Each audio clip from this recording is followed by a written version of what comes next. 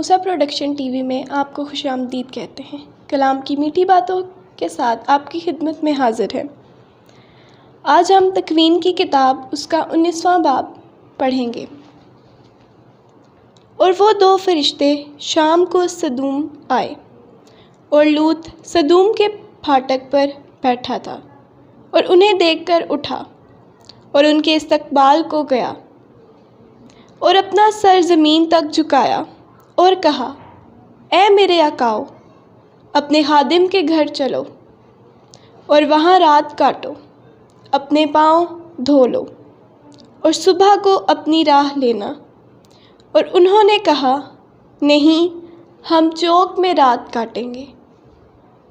پر اس نے ان کی بہت منت کی کہ میرے ہاں اترنا، اور جب وہ اس کے گھر میں داخل ہوئے، اس نے ان کے لیے ضیافت تیار کی اور فطیری روٹی ان کے لیے پکائی، اور انہوں نے کھائی۔ اور اس سے پیشتر کہ وہ لیٹے، شہر کے آدمی، کیا لڑکا کیا ضعیف، سب نے مل کر اس کے گھر کو گھیر لیا۔ اور انہوں نے لوط کو بلا کر اس سے کہا کہ وہ مرد جو آج رات تیرے ہاں اترے ہیں کہاں ہیں؟ انہیں باہر لا تاکہ ہم ان سے صحبت کریں۔ لوط ان کے پاس باہر گیا اور دروازہ اپنے پیچھے بند کیا اور کہا، اے میرے بھائیو، ایسی شرارت تو نہ کرو۔ دیکھو، میری دو بیٹیاں ہیں جو اب تک مرد سے واقف نہیں۔ میں ان کو تمہارے پاس باہر نکال لاتا ہوں، اور جو تمہاری خوشی ہو ان سے کرو، مگر ان مردوں سے کچھ نہ کرو، کیونکہ وہ میری چھت کے سائے میں آئے ہیں۔ مگر انہوں نے کہا، چل پڑے ہٹ، اور پھر کہا کہ یہ شخص یہاں پر گزران کرنے آیا اور ہم پر حکم چلاتا ہے، سو ہم تیرے ساتھ ان سے زیادہ بدسلوکی کریں گے۔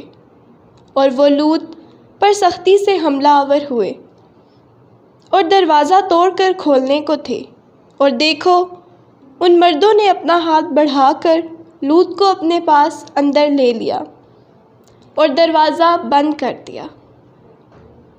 اور ان کو جو باہر تھے، کیا چھوٹے کیا بڑے، اندھا کر دیا، سو ان کو دروازہ نہ مل سکا۔ تب انہوں نے لوط سے کہا، کیا یہاں تیرا اور کوئی ہے؟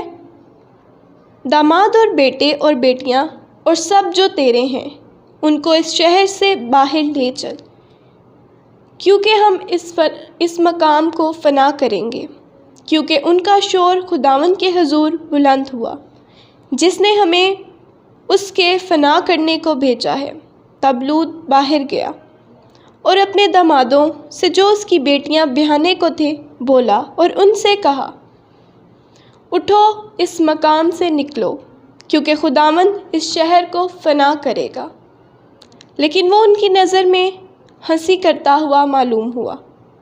اور جب صبح ہوئی، فرشتوں نے لوط سے تاکید کر کے کہا، اٹھ، اپنی بیوی اور اپنی دونوں بیٹیوں کو جو یہاں ہیں لے، ایسا نہ ہو کہ تو بھی اس شہر کے قصور کے باعث ہلاک ہو جائے۔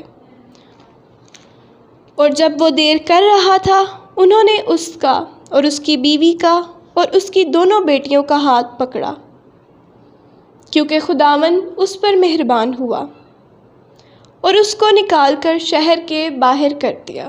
جب اس کو نکال کر شہر سے باہر پہنچا دیا تو اس سے کہا، اپنی جان بچا، پیچھے مت دیکھ، اور اس سارے میدان میں کہیں مت ٹھہر، پہاڑوں پر اپنے آپ کو بچا، تا نہ ہو کہ تو بھی ہلاک ہو جائے۔ اور لوط نے ان سے کہا، نہیں، اے میرے آقا، کیونکہ تو نے اپنے خادم پر کرم کی نظر کی اور مجھ پر بڑا احسان کیا کہ میری جان بچائی، میں اب بھاگ کر پہاڑ کی طرف نہیں جا سکتا، تا نہ ہو کہ مجھ پر کوئی مصیبت آ پڑے اور میں مر جاؤں۔ دیکھ، یہ شہر قریب ہے، جس میں میں بھاگ کر جا سکتا ہوں۔ وہ تو چھوٹا ہی ہے، مجھے اس میں بچنے دے، سو میری جان بچ جائے گی۔ اور اس نے ان سے کہا کہ دیکھ، اس بات میں بھی میں نے تیری غرض قبول کی کہ اس شہر کو جس کے واسطے تو نے کہا غارت نہ کروں گا۔ جلدی کر اور وہاں بچ جا، کیونکہ جب تک تو اس میں نہ پہنچے میں کچھ نہیں کر سکتا۔ اس واسطے اس شہر کا نام سور رکھا گیا۔ اور جب سورج زمین پر طلوع ہوا، لوط سور میں داخل ہوا، اور خداوند نے سدوم اور عمورہ پر خداوند کی طرف سے گندک اور آگ آسمان سے برسائی، اور اس نے ان شہروں کو اور سارے کرب و وجار کو، ان شہروں کے سب رہنے والوں کو اور اس سب کچھ جو زمین سے اگتا ہے نیست کیا۔ اور اس کی بیوی نے اپنے پیچھے پھر کے دیکھا تو وہ نمک کا ستون بن گئی۔ اور ابراہیم فجر کو سویرے اٹھا، اور اس جگہ سے جہاں وہ خداوند کے حضور کھڑا تھا، اس نے سدوم اور عمورہ اور اس تمام زمین کے میدان کی طرف نظر کی، اور دیکھا کہ زمین پر سے دھواں بھٹی کے دھوئیں سا اٹھ رہا ہے۔ اور جب خداوند نے اس زمین کے شہروں کو نیست کیا تو خدا نے ابراہیم کو یاد کر کے لوط کو ان شہروں کی غارت سے بچایا جہاں وہ رہتا تھا۔ اور لوط سور سے نکل کر پہاڑ پر جا رہا، اور اس کی دونوں بیٹیاں اس کے ساتھ تھیں، کیونکہ سور میں رہنے سے وہ ڈرتا تھا۔ اور وہ اور اس کی دونوں بیٹیاں ایک غار میں رہنے لگے۔